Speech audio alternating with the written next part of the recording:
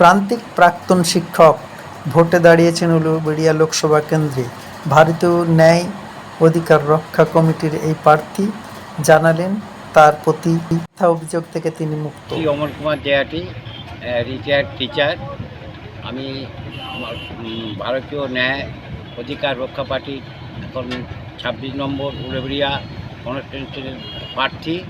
সেই হিসাবে আমার বেশ কিছুদিন আগে 18 সালে আমার নামে একটা অভিযুক্ত হয়। সেই অভিযোগে আমি আমার আর এর অতীতেও কোনো অফেন্স নেই, এখনও নেই, সে আমি মুক্ত পেয়েছি। আমি কিছু টাকাও পেয়েছি। তারপরে চলাকালীন আমার ওই অফেন্স চলাকালীন আমি সরকারি অনুদান অনেকটাই পেয়েছি। আমার চাকরিটা প্রসেসিংও আছে। এখনও বিষয়টা হচ্ছে আমি ইনোসেন্ট এখনও পর্যন্ত।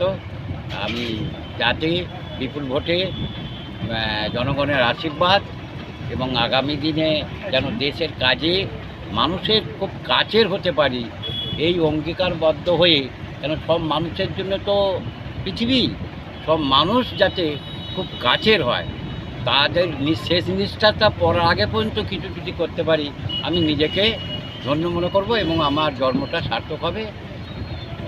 এই বিষয়টা আমি পরিষ্কারভাবে ঘোষণা করছি।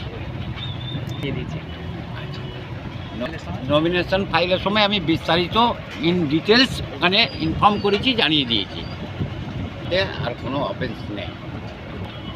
আমি অমর কুমার দেহাটি, ঠিকানা রঞ্জয়বাদ, থানা জয়পুর। আমি বর্তমানে অবসরপ্রাপ্ত শিক্ষক।